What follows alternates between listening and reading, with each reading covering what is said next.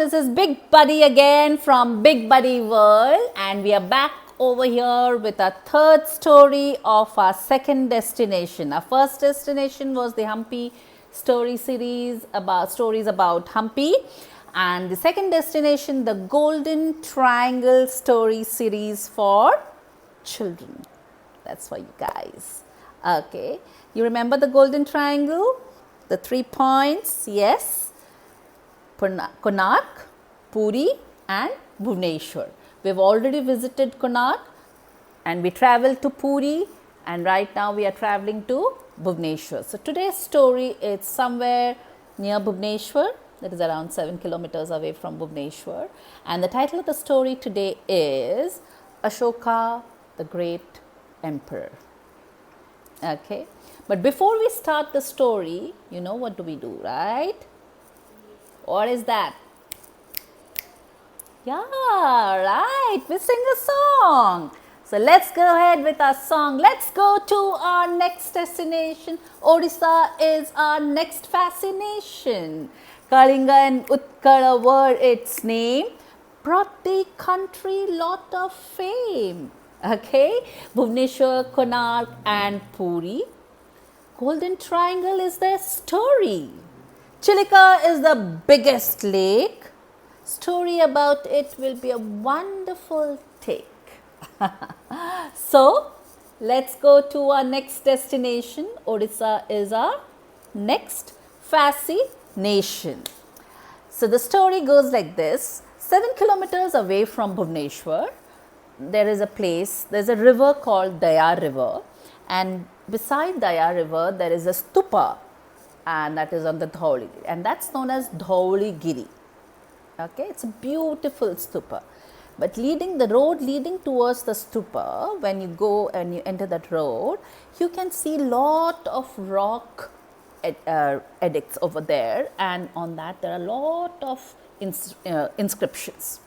Okay, and these are inscriptions by Ashoka. Now, how these rock edicts are over here, how did the stupa come over here, and what is the story all about, that is what we are going to listen to today. Okay, all ready? There we go. So, what happened? Long time back, it's the story about the Mauryan Empire. The first Mauryan Empire, emperor of the Mauryan Empire was Chandragupta Maurya.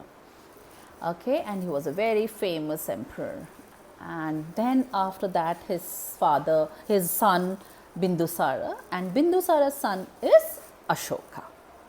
Okay, now the Mauryan Empire was a vast empire. That is, if you say that was the biggest as per if you say how much land area they covered, so it's from it covered the entire of India. It's covered India. And in the eastern side it covered Bangladesh, from Bangladesh onwards, and in the western side Pakistan, Afghanistan and little bit of Iran as well. So can you imagine, from Iran, somewhere of Iran, Afghanistan, Pakistan, India, Nepal, Bhutan and Bangladesh. This was the entire area the empire was. And Chandragupta was the emperor. Then after that Bindusara had the son. He had many sons, and Ashoka was one of the younger ones. Okay, but amongst all his sons, Ashoka was the smartest and the most intelligent one. Okay, and Ashoka, everyone knew that Ashoka had this knack for political administration, and he can take decisions, and he was brave and everything, and everyone thought that Ashoka might be the next emperor. But Bindusara's eldest son, he never liked Ashoka because he wanted to be the king. It was always the ritual, when the king goes away, he always makes his eldest son the king, the next king. So by default, he had to become the king. But he wasn't as smart as Ashoka. Okay, so what did he do? What to do? So he started planning. He said, if I tell my father that Ashoka is not a good man, Ashoka doesn't do this properly, Ashoka doesn't do that properly, and complain about him constantly, then my father will get angry with him. And that is what he planned, and he started doing that. And he started doing that every day. And one fine day, Bindusara thought, yes, Ashoka has become very naughty, so it will let him now go on exile for 2 years. And he sent him away for 2 years from the kingdom. Bindusara had sent him away. Now, his elder brother was very happy that Ashoka is away. Now, meanwhile, what happened? There was a place called Ujjain, which was the second capital of the kingdom. Now, in Ujjain, lot of people started fighting amongst each other, and they revolted against the king, and they stood up against the king. Okay, and now Bindusara thought, only Ashoka can find a solution to this, and it's better I call him back. So he called back Ashoka from the exile and sent him to Ujjain. Ashoka went to Ujjain, and over there he settled everything. But during those battles and whatever happened over there, he was a little bit injured. And when he got injured, there were some Buddhist monks who really helped him out. And that was the first time he came to know about Buddhism.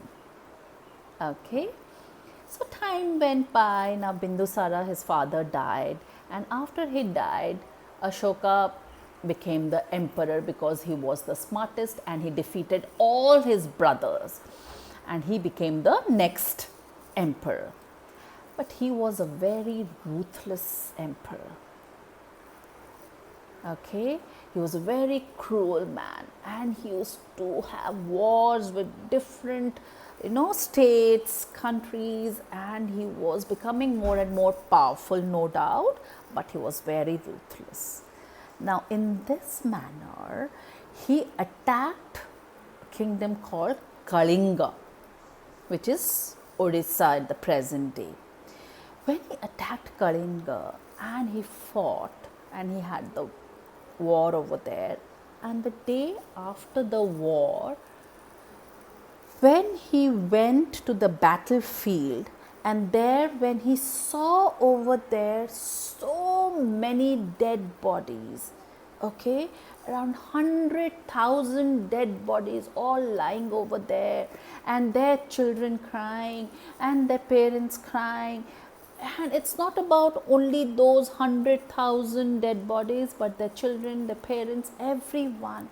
And there was this river Daya, which was red in color because of the blood flow. And when Ashoka saw all those things, he thought, what have I done and what am I doing? Am I such a horrible fellow? And that was the moment he disliked himself. And he thought, what can I do? What can I do? And that moment he decided that he will never ever fight. He will follow non-violence. And that is when he met the Buddhists, and from that day he started following Buddhism. And no more he was a ruthless ruler. Okay, and over there, the Daya river, over there, he wanted to remember, because that was a very turning point. That was a turning point of his life. So he wanted to remember that place every time, because that made him a changed person. So how do I remember this place and what should I do, because this is a very special place for me. So there he built the Ashoka Stamba, and there he, all different inscriptions are mentioned. There is also an elephant rock edifice over there, and there also he has inscribed.